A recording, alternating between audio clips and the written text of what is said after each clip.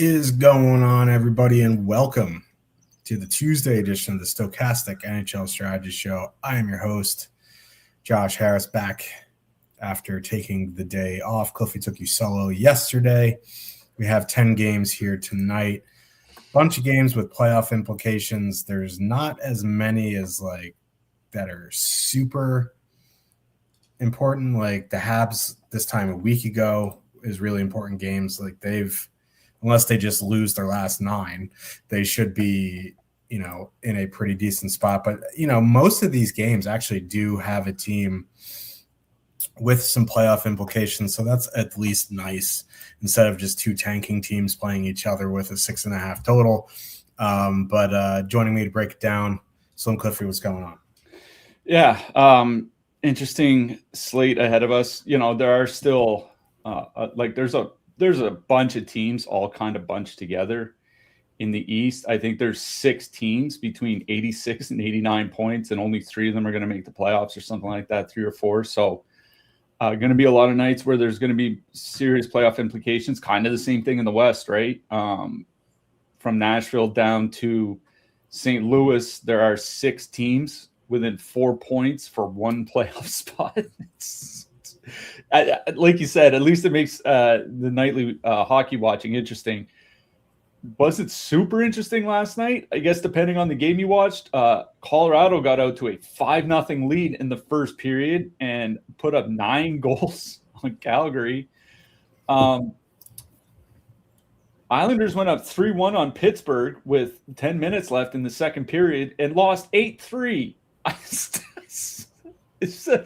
watched that game.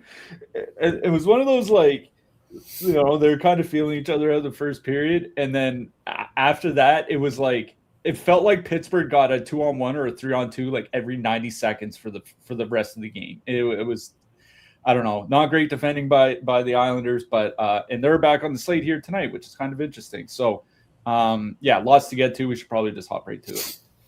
And then don't forget, we have the Devils Rangers as well tonight. What a tilt that's going to be. How are your best puck teams going? I don't know yet because I only had one guy go last night. It'll really start to get interesting the early next week, I think. It was Erik Karlsson who I think was the highest owned player at 40%. Somehow we dodged a massive bullet on him last night. I know Alexis Lafreniere is 30-something% too, but, hopefully we have similar-ish rosters, so we'll talk about it. Well, I'm sure we'll mention it on the show next week, but it's a little too early for some victory laps or burials. But let's start with an important game for the Bruins. The Dallas Stars with a 3.1 total. Heading into Boston, the Bruins have a 2.9. Stars going Johnston, Rantanen, Ben, Duchesne, Robertson, Bork. Bruins going Minton, Pasternak, Kuznetsov, Zacha, Arvidsson, Middlestat, Lindholm, Geeky, Reichel. That line actually has been good, offensively at least. All right, on the Dallas side, right, it's not Swayman tonight. It's Korpisalo, which we talked briefly before the show. I don't know why they're doing it tonight. They had a back-to-back over the weekend. Instead of starting Swayman twice, they could have, had Swayman for this game. But, there really isn't a ton of ownership on Dallas here. Johnston, Rantanen, and Ben have 3.2%. Duchesne, Robertson, Bork, 8%. Both have a little bit of positive leverage. Top Stacks actually has bunting up there, so with Ben, it's going to be $500 more expensive, but that should bring the ownership down even, I would imagine. The thing is here is it's a really good power play spot. Bruins just take I think it's 3.4 times shorthanded a game, something around that off the top of my head.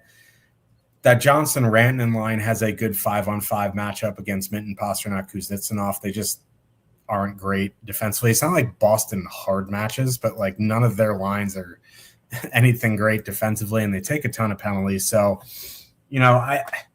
There are some expensive power play spots here tonight that you can make. Like we'll talk about Tampa. There's some other ones.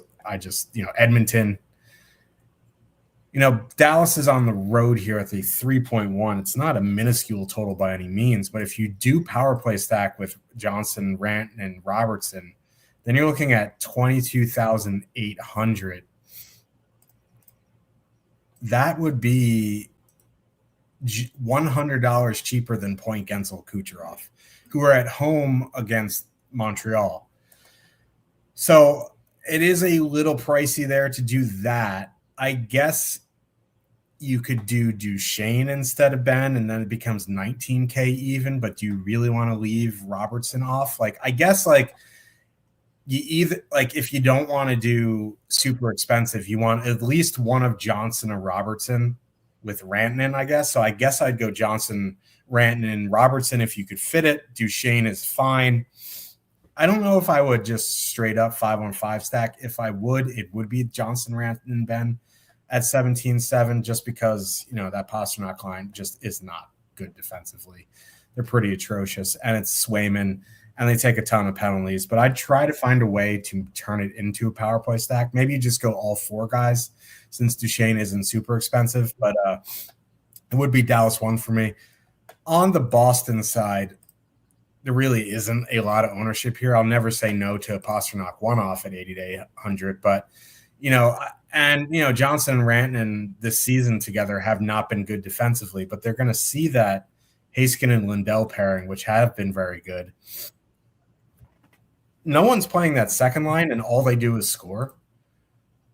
So I'm not, going to put them into my lineup first at 12,100, but Zacha, Arvidsson, Middlestat, 4.4 goals per 60 in 516 minutes this season is crazy. They would be a filler that I would consider in my MME portfolio. It's not a great matchup against the Stars, but for 12,100, I don't mind them. And then even for 11,800 against the bottom six of Dallas, and then you're getting into the Leon Bichelle, Ilya Bushkin pairing, which is nowhere near the Heiskanen Lindell pairing. Lindell, Geeky, Reichel, and 50 plus minutes have been very good offensively, atrocious defensively, but par for the course.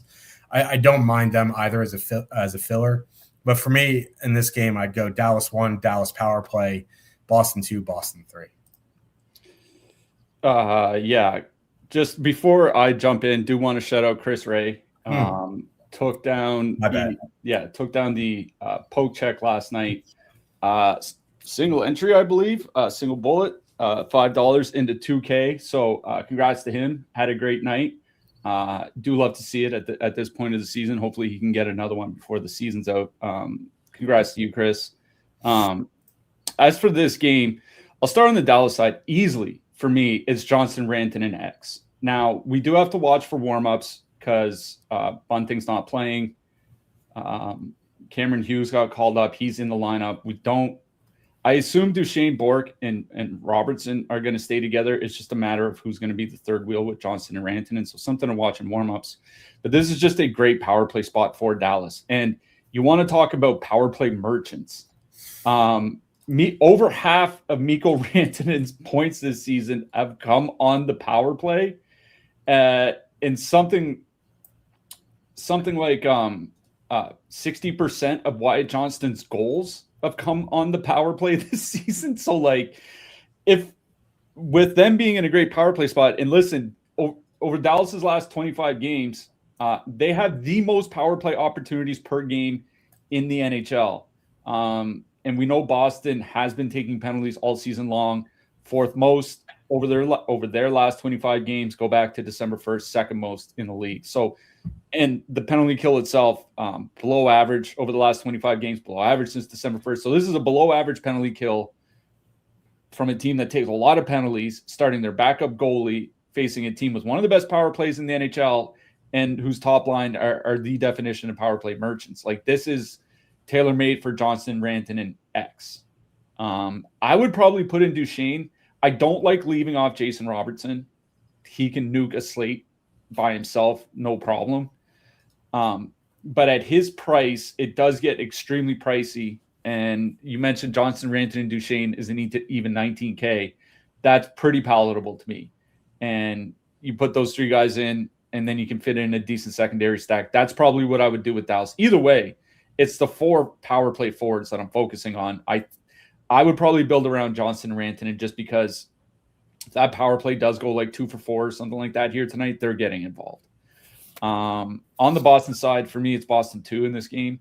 I don't dislike the top line, but like they haven't been that good recently, right? 47 shot attempts for, 67 against per 60 since the Olympic break, right? Like that's a 5-week span of getting absolutely dominated at 5-on-5. You know, Pasternak one off, I think is fine. For me, it's Boston 2, Zaka, Arvidsson, Middlestat. At least they're controlling the play. Now, they're shooting 25% since the Olympics. That's not going to keep up, but Arvidsson is a pretty big shot volume guy. And when I ran Sims, he had the most positive leverage of any skater in this game, period. And certainly anybody on Boston at plus 2.9%. So if you want to dip down to Boston 3, no issue with them. You know, I'm a Lucas Reichel slappy, always will be. But for me, it's Boston 2, but it's definitely the Dallas power play guys that are the focus for me in this one. New York Islanders, the 2.6 total. Heading into Buffalo, the Sabres have a 3.5. They pulled Sorokin with like 12 minutes left. No idea who's going to start tonight for them. They're going to go, or they were going yesterday, Horvat, Heineman, Lee, Shen, Ritchie, Barzell, JG Pajot, Holmstrom, Palat. Sabres going Thompson, Tuck, Krebs, McLeod, Quinn, Zucker, Norris, Doan, Zachary, Benson. On the Islanders side here, what a mess. The top line's coming in right at their top 2, 6.6% projected ownership at 15.8. It's probably the best 5-on-5 matchup on the board for them. It's not like any of these Buffalo lines are excellent defensively. You know, in 50-plus minutes, this line has been very high event. You know, their actual goals are right on par with their expected goals. It's just a lot of shot attempts for and lots of shots attempts against. In the mid-range, I honestly don't mind them just because, you know, Buffalo isn't a great 5-on-5 team. I do worry a little bit back-to-back on the road. Lowest road total on the board, so I'm not super – it's actually the lowest total on the slate. I'm not super thrilled about playing the Islanders here, but, you know, that Bo Horvat line has been very high event. I guess you could say the same thing about the Shen, Ritchie, Barzell line. I just don't really want to play them. I want their best player, and that's Bo Horvat. You can argue Matthew Barzell, but when, you know, Horvat and Barzell aren't together, I'd rather play Horvat. So it would be Islanders 1. That'd be more of an MME play. The Sabre side is much more interesting to me, and I think there's 3 playable lines depending on what you want to do here. Listen, I know Peyton Krebs is on the top line. He doesn't, you know, do much for me, but in 187 minutes, they have 4.2 goals per 60. They're controlling the play. It's a pretty good power play spot, but it's also a very good 5-on-5 spot. So I don't mind leaving them together at 17.5. You could leave off Krebs, add in Doan, Norris, one of those guys. You know, Thompson and Tuck are going to get their minutes. Tuck is just, you know, 6,100, but his peripherals are excellent, so you kind of have to leave him there. You can leave Krebs. You can add him one of the power play guys.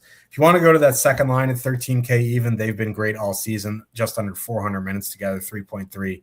Expected goals per 60, 3.9. Actually get Zucker on the top power play. You know, that Shen, Ritchie, Barzell line, below league average defensively. But you have that third line in Norris, Doan, Benson. Norris and Doan have played very well together with a plethora of wingers. Zach Benson, you know, among them, probably one of the better offensive wingers. He hasn't had a great season, but you do get 2 of the 3 on the top power play unit there. They're 12,400. JG Pajot without Andersley is an adventure. So I think there's 3 playable lines. I prefer the top line. But you can leave off Krebs, add in one of the power play guys to get more power play exposure.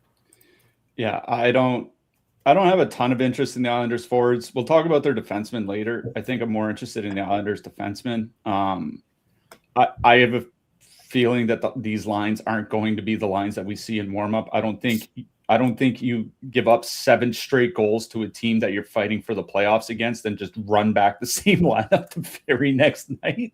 I mean, maybe you do. It is the Islanders. If you want to one-off like Horvat or something like that, that's fine. But I'm not really focusing on the Islanders here. For me, it's the Buffalo side. When I ran the Sims gave me back 3 forwards with positive leverage from the Sabres. And they were Alex Tuch, Tage Thompson, Peyton Krebs. So obviously, Sims really do like the top line.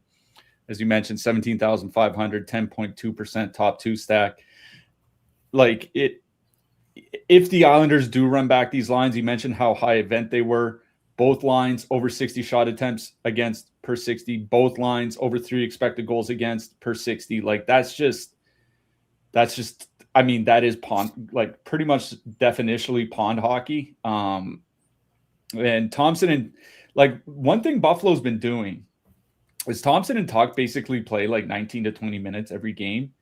And then like the next 7 forwards all skate between 14 and 16 minutes. So like if you're looking for ice time, it's the top line that's going to get it. And, Krebs, like you said, doesn't really do a whole lot, but I think he has 7 points in his last 15 games. That works out to almost a 40-point pace over a full season, considering his price at 3,200. Like, that's fine.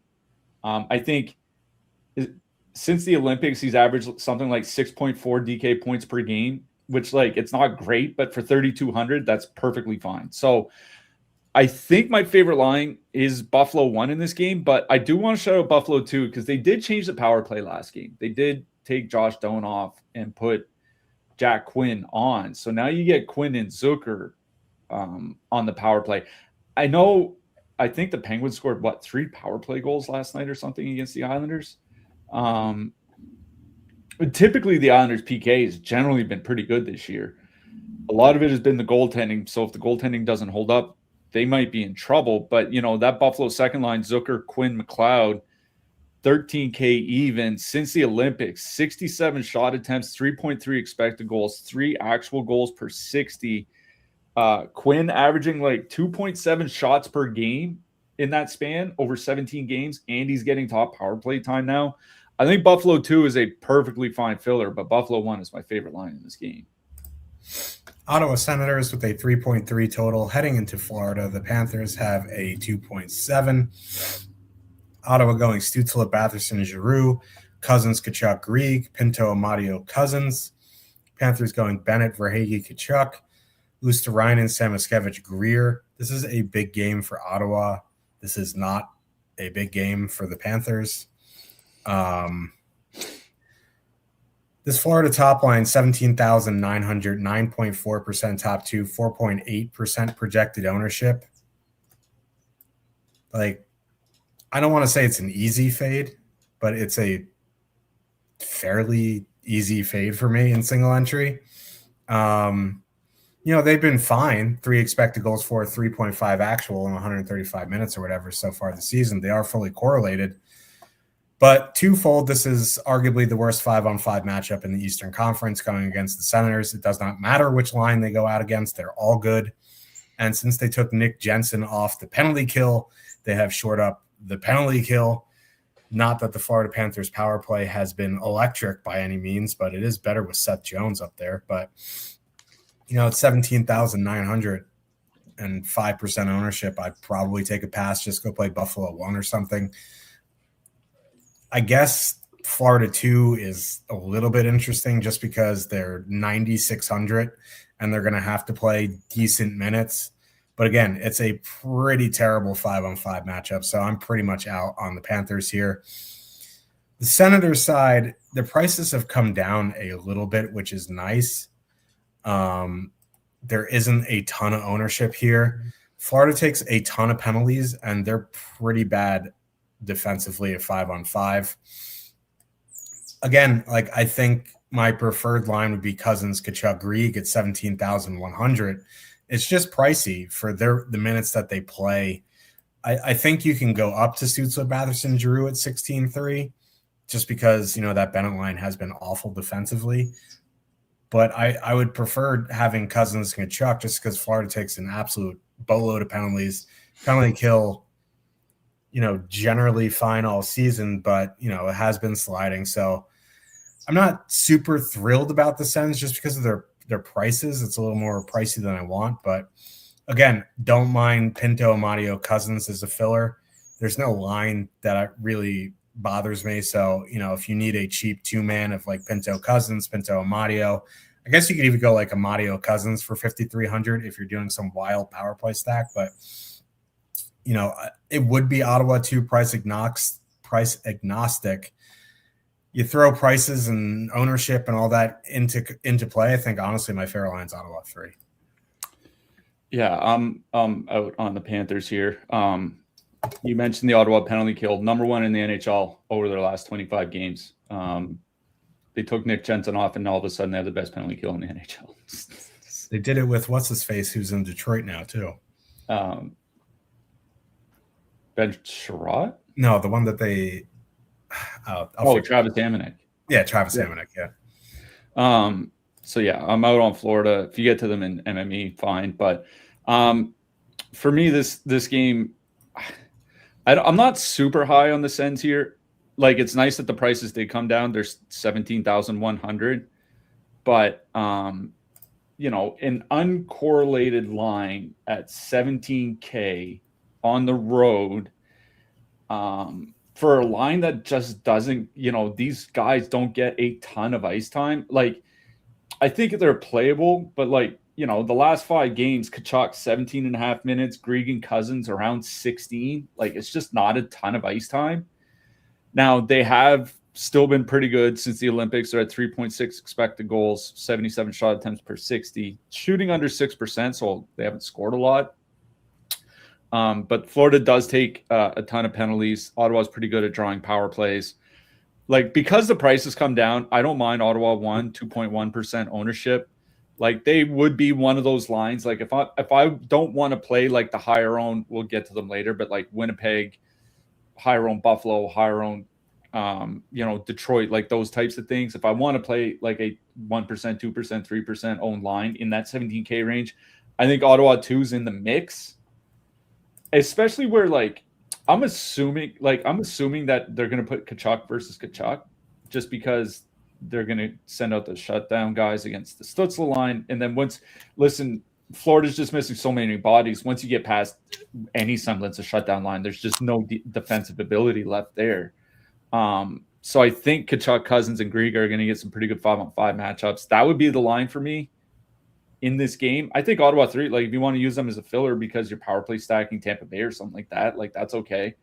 I think the line for me is Ottawa 2, but I'm going to be honest, I don't think I'm playing either side here. Game of the night, New Jersey Devils with a 3.1 total heading to Madison Square Garden where the Rangers don't win or score. The Rangers have a 2.9 total. Devils going Hischier, Meyer, Mercer, Hughes, Barat, Brown. Rangers going Zibanejad, Lafreniere, Perreault, Trocheck, Sikora, Cooley, Miller, Sheary, Cartier. What a lineup. That is just absolute garbage. On the Devils side, it would be the Hughes, Barat, Brown line at 18-3. 11.2% top 2, 7.3% projected ownership. But, they're fully correlated. The Rangers don't really hard match. They just kind of vibe. And by vibe, they don't really do anything.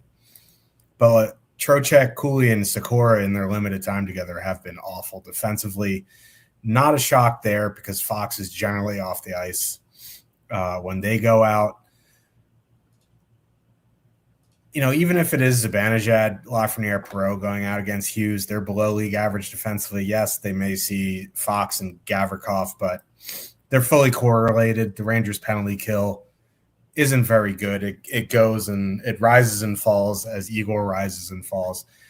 I just don't love paying $18,300 on the road on a 10-game slate for a team that's basically in the bottom of the NHL against Igor Shesterkin when you can get guys like Buffalo One in that for cheaper, for less ownership. There's, Pittsburgh we'll talk about. There's Columbus, Buffalo. That Dallas line is probably going to be cheaper. You know what I mean? So I know the Rangers are an awful team, but the two players that actually look good still are Fox and Igor. So, that would be more MME. If you want to go to Hischermeyer, Mercer for good 5-on-5 matchups, like fine. But generally speaking, in single entry, I'm probably looking elsewhere. In MME, I think that Hughes line's a fine play just because they're fully correlated. On the Rangers side, like, shocker, Zibanejad and Lafreniere stopped scoring, and, their 5-on-5 numbers went to the tank. Not surprising. So I'm probably out on them. Don't really have any interest in Trocheck, Cooley, Sikora. I guess by default, that would mean like a two-man and Miller, Ty Cartier. Like, Ty Cartier might actually be one of their better wingers right now, which is insane. It would probably be a two-man and Miller Cartier, but if I get there in single entry, I'm probably just retiring for the rest of the season. Yeah, Cartier, 9 points in 16 games with the Rangers, which is more points than he had in 40 games with Seattle this season. I always kind of liked him. I didn't think he fit in Seattle. We'll see how he does with the Rangers long term, but not playing the Rangers here tonight. That top line is at 50 shot attempts per 60 minutes, 5-0. Not very good. The second line, I was looking at Trocheck's numbers without Miller, Panarin, or Lafreniere on his line. 53 shot attempts per 60 minutes, 2 expected goals per 60. Maybe it's Markstrom starting. Markstrom hasn't had a very good season. Maybe the Rangers can put up 3 goals on 21 shots or something like that. I'm not going to bank on it. Plenty of other spots to go here tonight. Honestly, I think it might be a power play stack from the Devils side that I would go to. I don't want to leave. If I were to play an even strength line from the New Jersey side, it would be that second line because they are perfectly correlated. They're not that expensive. They're all getting a lot of ice time. At the low end, Connor Brown, at the low end, Jesper Bratt's getting 18 minutes a game. Connor Brown's been getting 20 minutes a game over the last 5 games. And Jack Hughes between 22 and 23 minutes. They're getting a ton of ice time. They're perfectly correlated. Jesper Bratt has 20 points in his last 16 games since the Olympics. But I don't want to leave Hischer off that power play stack because his top line's actually been pretty good of late. They haven't been scoring, but they've been generating a ton. And the Rangers have been giving up a ton. Maybe Igor stands on his head. We'll talk about goalies later. I do like Igor tonight. But over the Rangers' last 25 games, they're the most penalized team in the NHL. The penalty kill itself, you mentioned how it can rise and fall with Igor Shesterkin.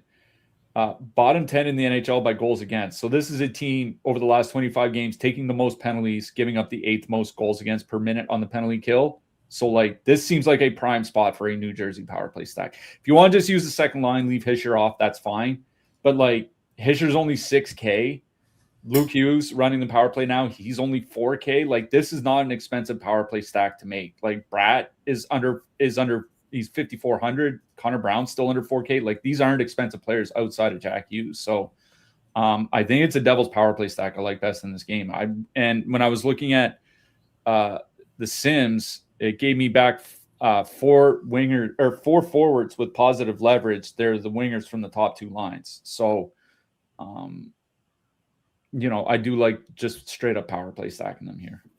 I'm going to reach out to Luke Hughes' PR team. Maybe they can take us on as a client. We can get simulcast on ESPN from 1:30 to 2:30. Detroit Red Wings with a 3.2 total heading into Pittsburgh. The Penguins on a back-to-back also have a 3.2. Don't know if Malkin's going to play tonight. We'll see. Wings going Larkin, Raymond, Finney. Cop, DeBrincat, Kane. Last night, Pittsburgh went Crosby, Russ, Chinnikov, Raquel, Mantha, Brazeau, Kindle, Novak, Hayes. On the Detroit side, I have no interest in that Larkin Raymond line. They haven't been great. It is a pretty good matchup for them. They just, 14-5, I guess, if you want to take a stab on them in MME, fine. But in single entry, I'm out on them. It's not a great power play matchup. Pittsburgh has one of the better penalty kills in the league. So for me, it would be Detroit 2. Don't particularly love them. They have a 9% top 2, 12% projected ownership. I don't really want to play negatively leveraged wings on this slate. I know it's an important game for them, but I don't know. I guess you could. It'd be more of an MME play for me at 16-5. I just, Andrew Kopp centered line on a 10-game slate, not even a top line. So I don't love the wings here. Pittsburgh side, honestly, is more interesting to me. And I know they're back-to-back, but they're home. Detroit really isn't great defensively. That top line, 18K even, 7.4% top 2, 3.7% projected ownership. Crosby and Russ, still excellent offensively. Chinnikov, career resurgence with Pittsburgh. That Larkin Raymond line has not been good. Now, Edvinsson and Seider have.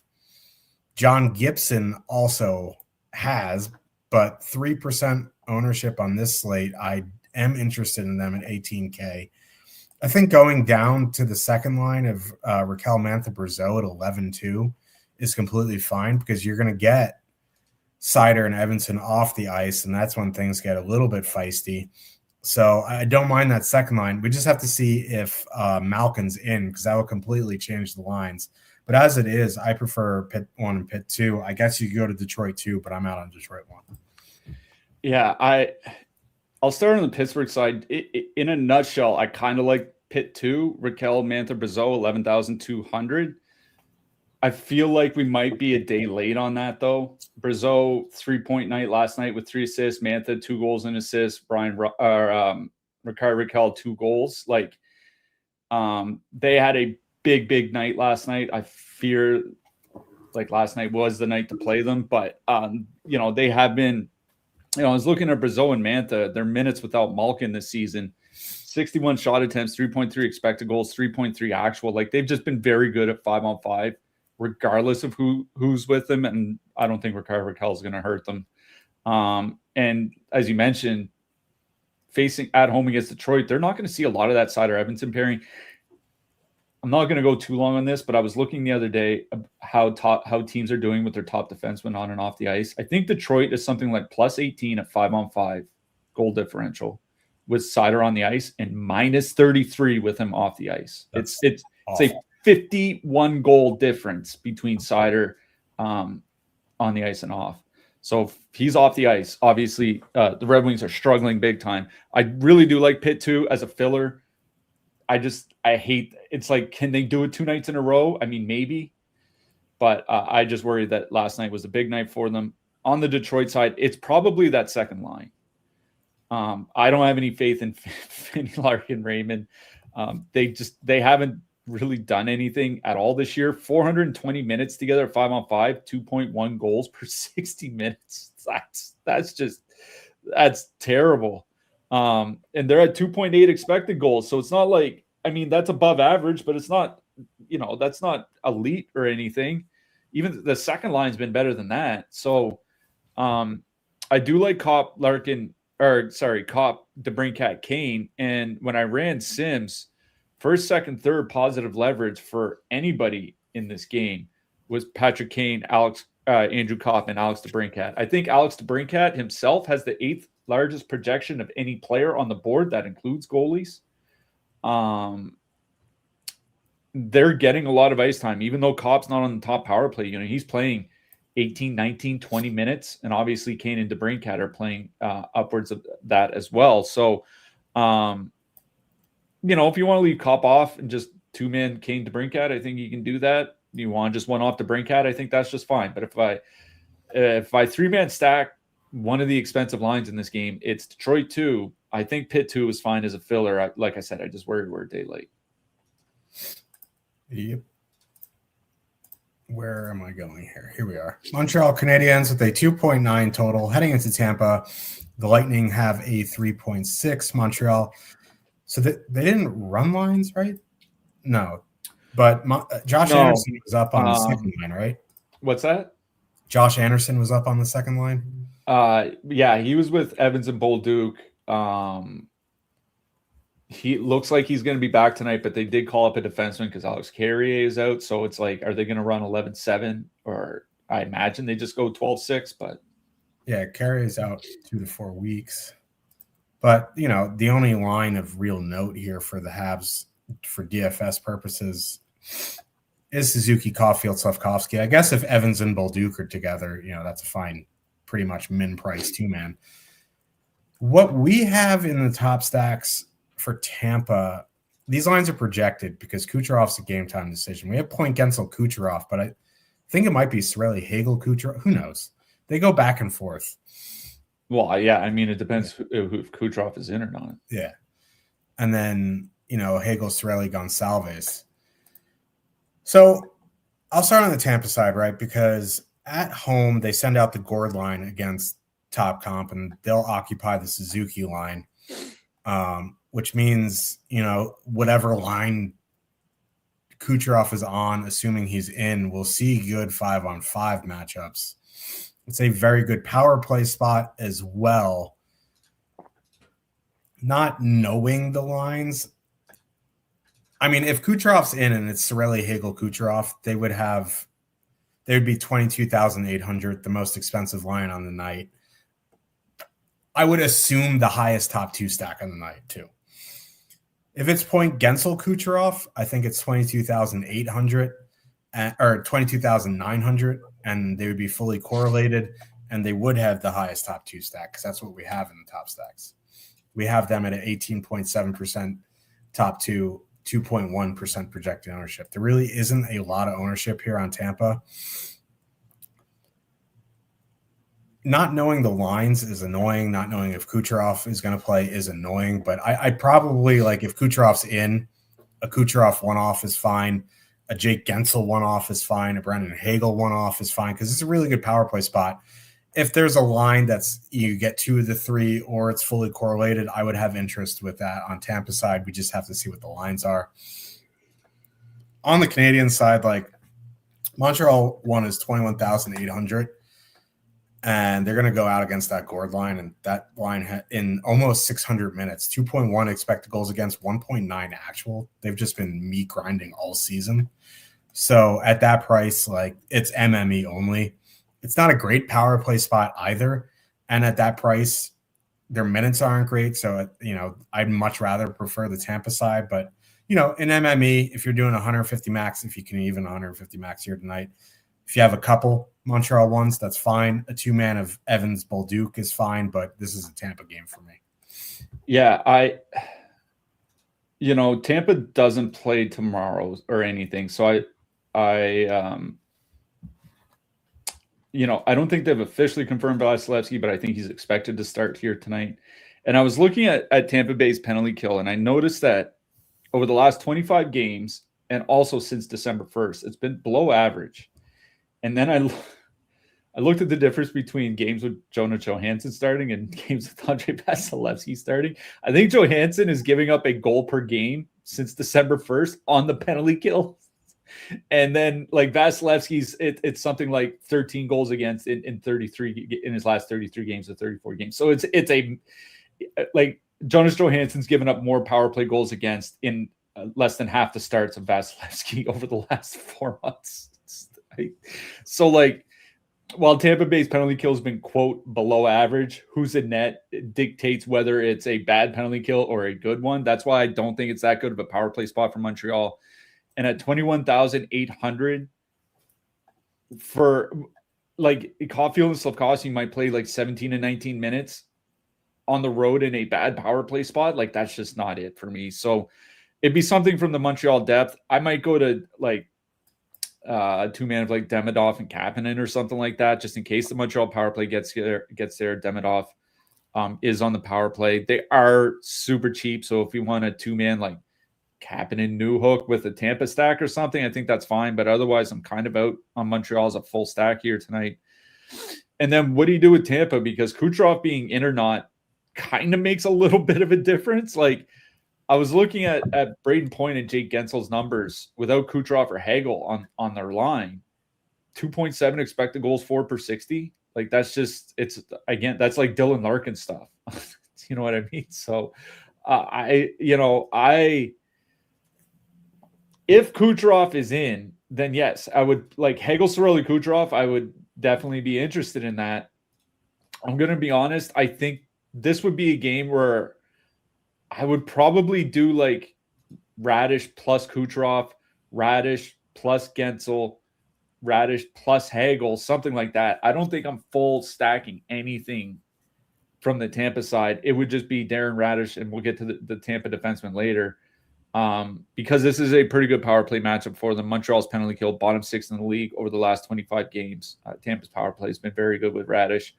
So Radish plus Kucherov, Radish plus Hagel, something like that. But until we know if Kucherov is in or not, it's really hard to say like what exactly would be the preference here. Philadelphia Flyers, the 2.7 total. Heading into Washington, the Caps have a 2.9. Flyers going Dvorak, Konechny, Porter, Martone, Zegras, Tippett, Barkey, Cates, Grunstrom, Michkov. Washington going Strome, Ovechkin, Beauvillier, Dubois, Wilson, LaPierre, Sordif, McMichael, Leonard. Porter Martone has been added to the player pool at 3,100. He is a large mammal, and he was the 6th pick for the Flyers in this year's. Something like that, yeah. Yeah, he played in Michigan State, but he also was on the Canadian World Junior team, right? I think he had 9 points or 10 points in like 6 games or something like that.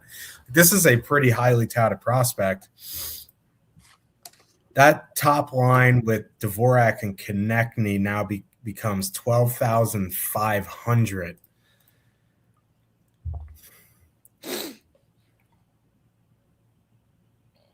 I like Alex Bump. Don't get me wrong. He was awful up there. Porter Martone is leaps and bounds a better prospect than Alex Bump. I don't mind taking a stab on that line just because the Caps are pretty bad defensively. Now, if they do send out that Dubois line, Dubois, Wilson, X, they have been pretty good defensively. I don't mind the stab on Dvorak, Konechny, Martone at 12.5, but I still prefer Zegras, Tippett, Barkey. 55 minutes, 4.2 expected goals, 4.3 actual goals. They're going to avoid that Dubois line. The Strome Ovechkin line, no matter who's there, has been awful defensively. Sordif, Leonard, McMichael, if it's them, hasn't been great defensively. They traded Nick Dowd, so it would be Zegras, Tippett, Barkey for me. They are coming in at 3.6% projected ownership to 1.9% top 2. They are on a 12-6, and it is Logan Thompson, so that's not ideal, but for the price, it's fine. You can take a stab on that top line again if you want, but I prefer Zegras, Barkey, Tippett. On the Washington side, I don't know, man. It's a pretty good power play spot. Or is it McMichael up on the top, Ryan? Yeah, it's McMichael with Ovechkin and Strome. Yeah. That's kind of interesting. But, they're only 13,200, but they're coming in like more than double their top 2. It's the second highest negatively leveraged line on the night. I still think I'd go to Dubois, Wilson, LaPierre. If you want to leave off Pierre and add in a power play guy like Leonard, it would become 11,800. The Flyers don't have a very good penalty kill. It is Dan Vladar in net. He has been good, but, to get a fully correlated line against a bad penalty kill at 11,800 in a good 5-on-5 matchup, that's probably where I go on Washington side. Yeah, I'll start with the Caps. I was looking at Dubois and Wilson in their minutes without protest on the line, and they haven't been very good defensively. Caps haven't been very good defensively, honestly, for a while now. So it leans me to the Flyers side a bit. But what I will say about Washington is that top line with McMichael, Strome, and Ovechkin is technically perfectly correlated on, quote, the second unit, the one with Cole Hudson. So you can stack Washington 1 plus Cole Hudson for 16,100, and it is a pretty good power play spot for Washington. The Philadelphia penalty kill below average over the last 25 games, below average going back to December 1st. The Caps doing a pretty good job of drawing power play opportunities, 3.3 per game over their last 25 games. It's tied for the third most in the league and the most in the Eastern Conference in that span. Cole Hudson, I think, has 5 points since joining the Caps from the NCAA, and all 5 points are on the power play. So, like, Washington 1 plus Cole Hudson, I think, makes a lot of sense to me because it's a fairly cheap stack, and you can get in another secondary stack in that 16K-ish range. If you want to play, something like Winnipeg or Detroit or New Jersey or whatever. And then if you want to play an expensive defenseman, if you do want to play Zach Werenski or Evan Bouchard or Rasmus Dahlin or something like that tonight, I think this is one of the stacks that you do it with. It's Washington 1 plus Cole Hudson. That's my interest on the Cap side. On the Flyers side, it is. I am interested to see how Porter Martone does fare for Philadelphia here. Tippett, Zegras, and Barkey at 12,600 is kind of what interests me here, just because they've been very good at 5-on-5, 62 shot attempts, 4.4 expected goals per 60. Barkey doesn't get a ton of ice time, but Zegras and Tippett, like 18 and 19 minutes. I know what I'm going to get from them, which, like, in a single entry is kind of the way that I would go about it. Now, MME, maybe you want to take the chance on the Martone line and get a couple of those entries in, but I think if I'm playing single entry, I prefer the known quantity. So it would be the Zegras line from the Flyers side.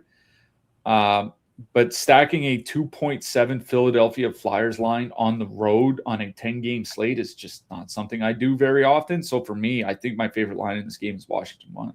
Yeah, Porter Martone is confirmed on the top power play unit, which is ran by Rasmus Ristolainen. So... our pal. But yeah, what a game. Not as bad as the Devils-Rangers game, but not ideal. Carolina Hurricanes with a 3.4 total heading into Columbus. The Blue Jackets, kind of our Blue Jackets, not since Rick Bowness took over, but they have a 3.1 total. Carolina going Aho, Jarvis, Svechnikov, Stankov, and Blake Hall. Stahl, Ehlers, Martinuk. Columbus going Fantilli, Marchenko, Marchment, Monahan, Jenner, Garland, Coyle, Sillinger, Olivier. No. Olivier's hurt. Am I making stuff up? Yes, it is Danton Heinen. That's not a great replacement, but it is what it is. I'll start on the Carolina side here. It's a good power play spot here. Carolina 1, 20,100, 9.8% top 2% projected ownership. They are expensive at 20,100, but they've been rolling all season. They're going to see that Coyle line. I wonder if Olivier's out, they might send out Fantilli, not 100% on that. Either way, it's a pretty good matchup for Carolina 1. I'm pretty sure in the game when Olivier got hurt, they just still kept sending out Sillinger and Coyle.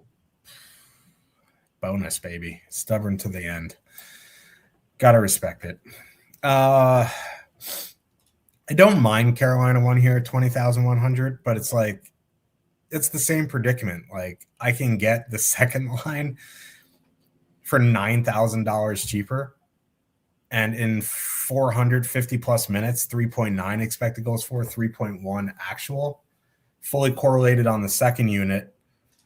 Going to get just as good 5-on-5 matchups. Now, they don't play a ton, and they obviously don't get the top power play time, but for 11,200, you can basically fit anyone else with them. Now, if you want to go to the top line, that's fine. Like, it's not an important game for them. It's an important game for Columbus. So I do worry about, they're not going to really push them to like 20 minutes. They may only play, 7, like they're going to play similar minutes to the Montreal top guys. So that's why I prefer the second line, because, they haven't got great minutes anyway, but they have better offensive numbers than the top line. You want to go down to that Stahl line because you get Stahl / Ehlers / depends if they win the faceoff on the power play.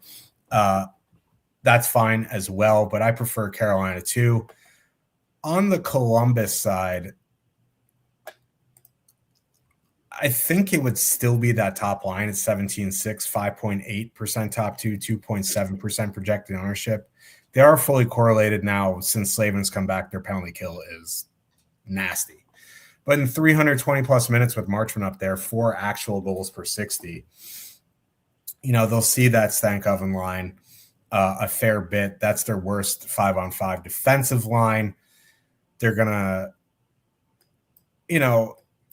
Brandon Bussey, after a really hot start to the season, has come back down to earth, but they're still starting him because Freddie Anderson has been awful. So I honestly don't mind Columbus 1 here. Columbus 2 is going to be interesting to me. Anytime Jenner and Monahan are together, that does give me interest.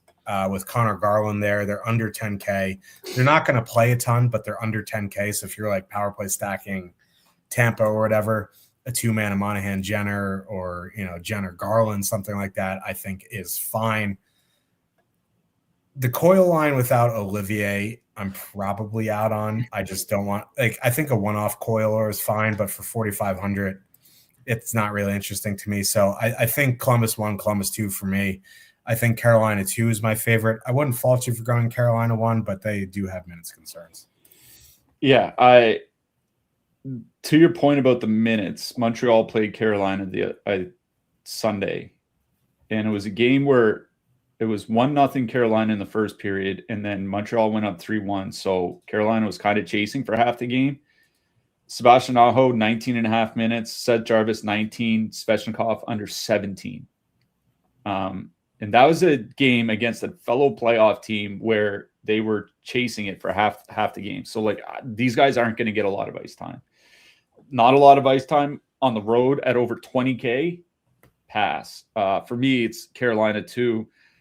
Since the Olympic break, that second line, 84 shot attempts, 4.5 expected goals, 3.7 actual goals per 60 minutes of 5-on-5. They are absolutely shredding the opposition. They're scoring 3.7 goals per 60 minutes, shooting under 10% as a line since the Olympics. That is just nuts. They're because the top line's not getting a ton of, some of those minutes are bleeding to that line. They've been skating like 16, 17 minutes. As a filler stack, that is kind of where my interest is. It's on the Carolina side. So Stankoven, Blake, Hall, 11,200, 1.4% top 2 stack. Not, whatever the matchups end up being for the Columbus forwards, Zach Werenski and company is going to be going out against the Aho line, which means Stankoven and Hall and Blake are going to get the depth defensemen. And I think that those are the matchups that you want. You want to get into those Ivan Provorov, Eric Goodbranson matchups. So Carolina 2, easily my favorite line on the Carolina side. On the Columbus side, I think Columbus 2 is kind of interesting just because I do wonder if they pick up some minutes with Olivier out. Do they really want to keep giving that third line a ton of ice time? I don't know. The only reason you would play them is if you're playing like Tampa Bay power play or something like that. So kind of by default, it would be Columbus 1. Since the Olympic break for them, they're at 70 shot attempts, 4.3 goals per 60 minutes. Marchenko and Fantilli skating 19, 20 minutes a game. Even Marchman's at like 16, 17. Not coming in with very much ownership, half their top 2 stack. I honestly don't mind Columbus 1 here as one of those 16 to 18K lines. If you're pairing them with another line like Buffalo or Dallas or New Jersey or something like that, I don't mind them. They'd be my second line in. I think I know my favorite line in this game is Carolina too. I think they're a great filler to put with either an expensive line or one of those 18K lines so that you can fit in an expensive defenseman like Bouchard or Dahlin or something like that. Winnipeg Jets with a 3.2 total. Heading into Chicago, the Blackhawks have a 2.7. Jets going Scheifele, Connor Iafallo, Lowry, Perfetti, Velarde. Chicago going Bedard, Green, Nick Lardis, Frondell, Bertuzzi, Mikheyev, Nazar, Donato, Burakovsky.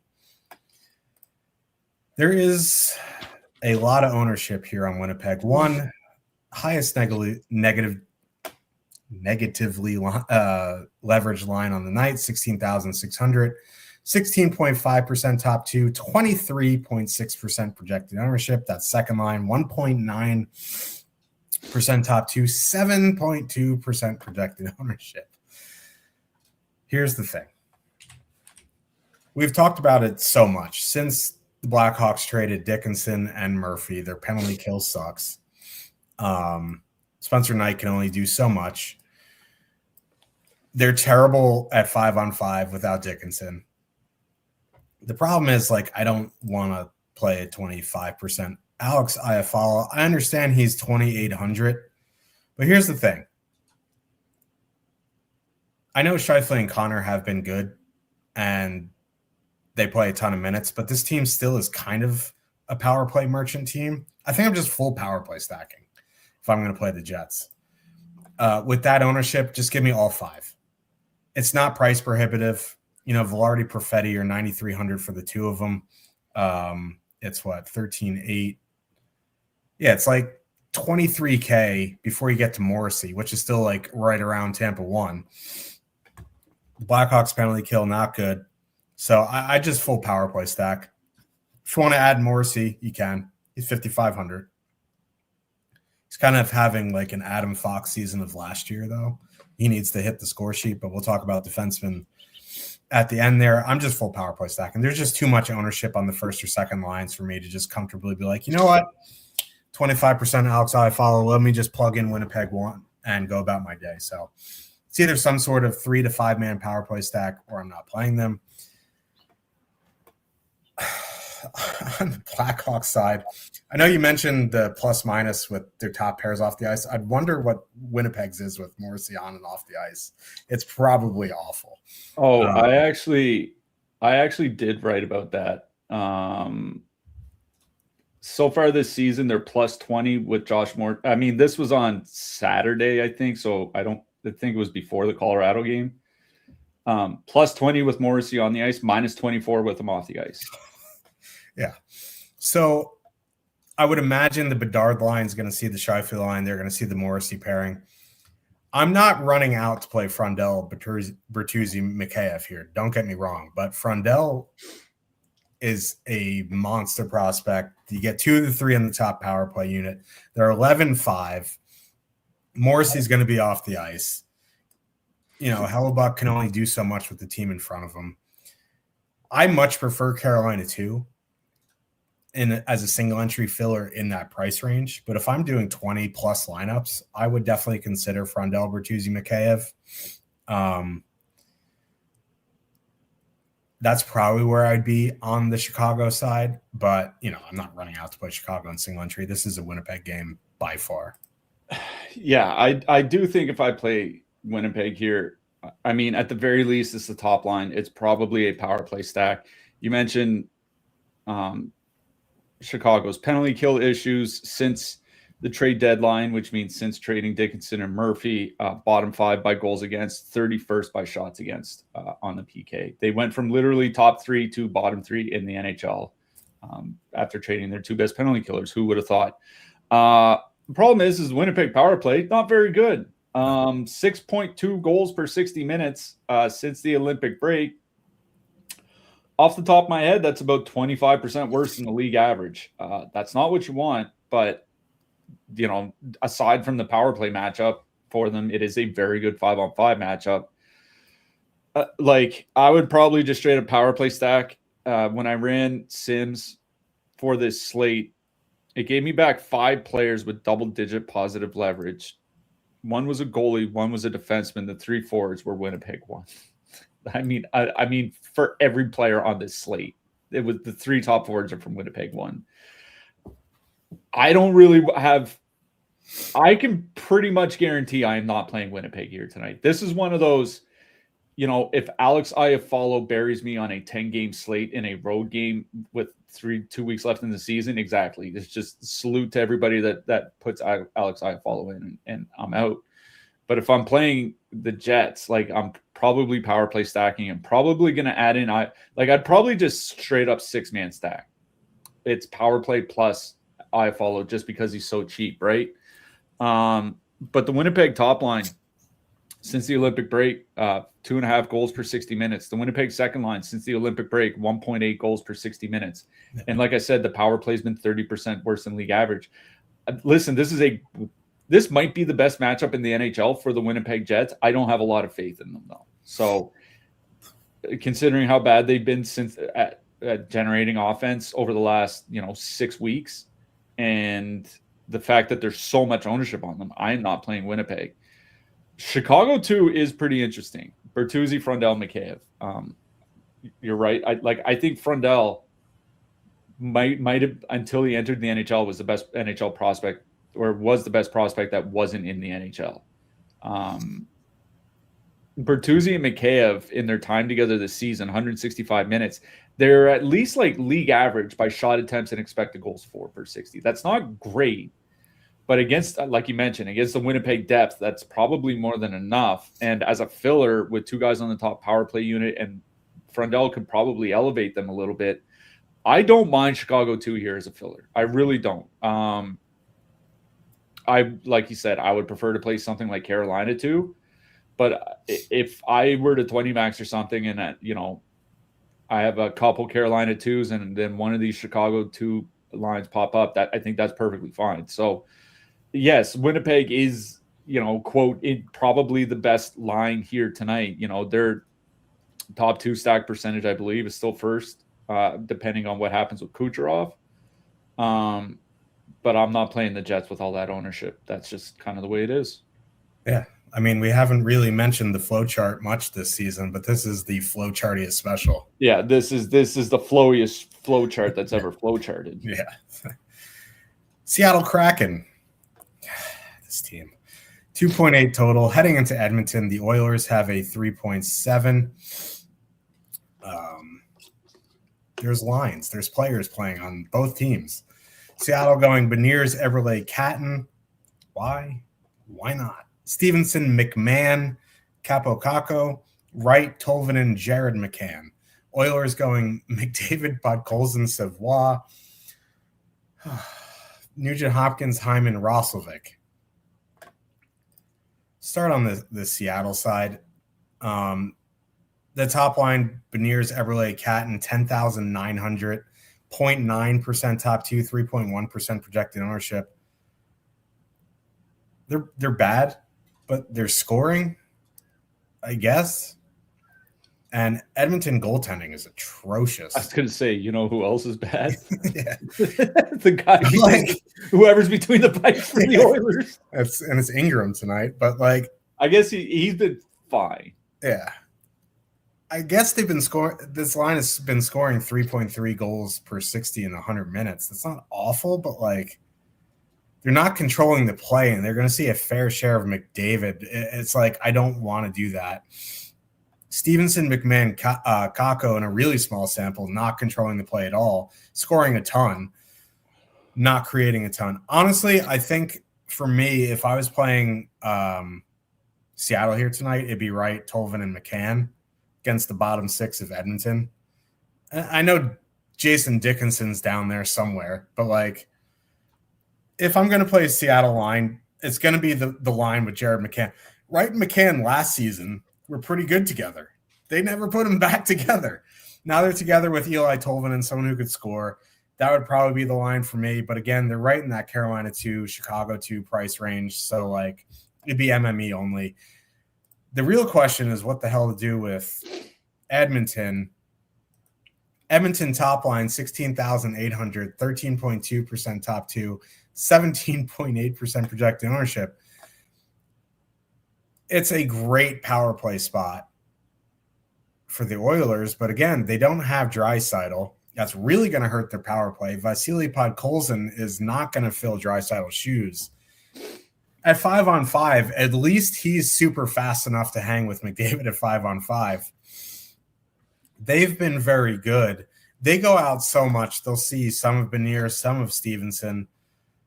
Neither really great defensively. Stevenson line, always atrocious. I don't mind Edmonton 1, but I think I'd leave off Savoie and add in Hyman to make it more of a power play stack just because of how bad the Kraken penalty kill is. The thing is, like, Edmonton doesn't draw a ton of power plays. Seattle doesn't take a ton of penalties. Their power play without Draisaitl is not going to be as good. So, like, the really chalk lines of the Jets and the Oilers here tonight don't inspire a ton of confidence just because their power play isn't that great. But again, it's McDavid. I'd rather play chalk McDavid than chalk Jets. So I guess Edmonton 1's fine. I just prefer to turn it into some sort of power play stack. This game sucks. Yeah. I like that you mentioned Seattle 3, just because 130 minutes for Wright McCann together this season, 60 shot attempts, 3.3 expected goals for per 60. Shooting percentage a little bit low, but you know what'll fix that is the bottom two defense pairs and the goaltenders for the Edmonton Oilers. I don't mind that Seattle third line. Like, maybe running into Dickinson might suck, but that Edmonton second line, that Hyman and Nugent Hopkins just play really high event hockey, almost regardless of who's with him, but especially without McDavid or Draisaitl. So you play high event hockey with that Edmonton goaltending, even if Ingram's been fine, like, they're leaving themselves exposed to a bad night. So, like a Wright McCann 2-man or something like that, I think that's perfectly fine here. That would be my preference on the Seattle side. I would probably be out on Seattle 1 just because Bouchard and Ekholm have generally been fine defensively. You know, I know they've been on the ice for some goals against, but like the shot attempts against when those two are on the ice compared to off, they go down like 20%. It's a pretty drastic difference between the top pair and everybody else. So Seattle 3, some 2-man from Seattle 3 would be my interest in this game. I can already hear everybody in the Discord just slamming Chandler Stevenson into their lineups. And go with God. For me, it would be Seattle 3. On the Edmonton side, like, pretty quietly, that top line's been pretty good offensively together. It hasn't been very many games, but like McDavid and Savoie, 13 points in his last 16 games. Now, some of that was with Draisaitl, but you know, lately it's been with McDavid, and he has goals in 3 straight games, 9 shots on goal in that span. So like him and McDavid are starting to find some chemistry. You know, they played some good teams in that mix. One was a road game in Vegas, one was a road game in Utah, one was at home against Anaheim, but they're not all tough.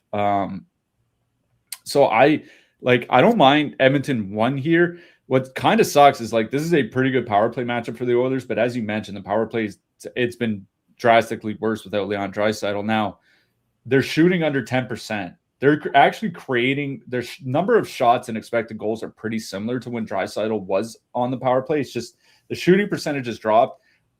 I don't think that's a big surprise when you take off one of the best power play goal scorers of the last 5 years and you take him off the power play, that the shooting percentage drops drastically. So, you know, if you want to take off Podkolzin and put on like Nugent Hopkins or Hyman or something like that, but I'm going to be honest, I'm perfectly fine just straight up playing Edmonton 1.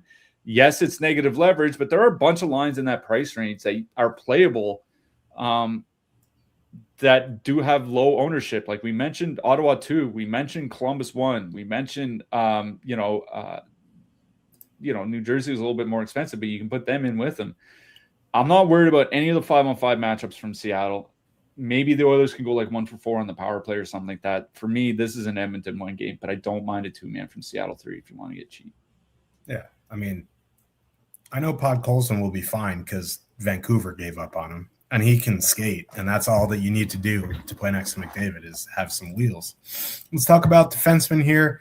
Werenski at the top of the board, 8,500. Then in the 7 and 6K ranges, we have Bouchard, Dahlin, Schaefer, Radish, Seider, Fox. I think, listen, I'm not going out of my way to play Zach Werenski tonight. Again, if I have 8,500 left for my final spot, I'll plug in Werenski. It's not the best spot, but it's Zach Werenski. He's going to play like 27 minutes tonight. After that, I think it's between Evan Bouchard and Darren Radish. That would be my second tier. My third tier would be Dahlin, Schaefer, Seider, Fox. I probably prefer Schaefer. 7K is a bit pricey, but the dude plays. I think he just turned 18. He's playing like 30 minutes tonight. Dude's out of his mind. He's an alien. So, honestly, this is one of the better top ranges we've seen in a while. But I go Werenski 1, Bouchard 2, Darren Radish 3. Yeah, Schaefer didn't play a ton last night. I mean, that was a blowout, though. But before that, 28 minutes, 26 and a half, 32, 26 and a half. Alien is right.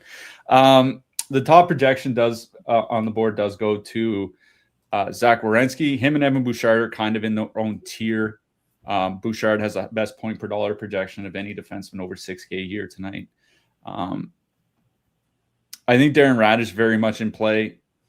I would prefer if Kucherov is in. Like if Kucherov isn't in, I think Radish is playable. But honestly, it's more Seider that kind of stuck out here. I was looking at his last 15 games.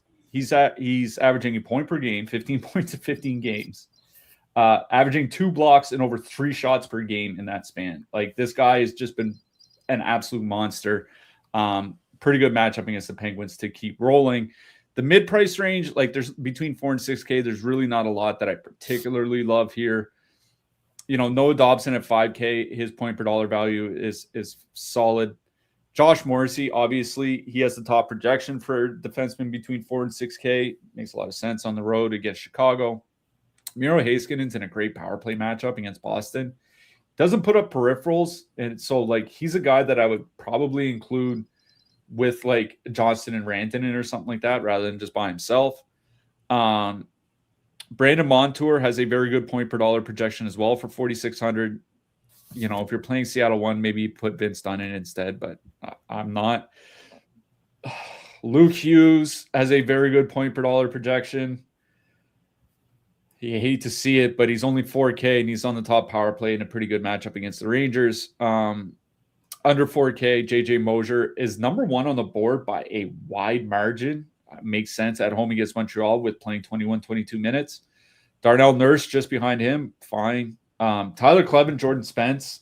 The guys from Ottawa, those 2 plus Artem Zub, they're all in play. I would go Spence, then Kleven, then Zub, but because Kleven doesn't really block a ton of shots, even with ice time. That's something that bothers me.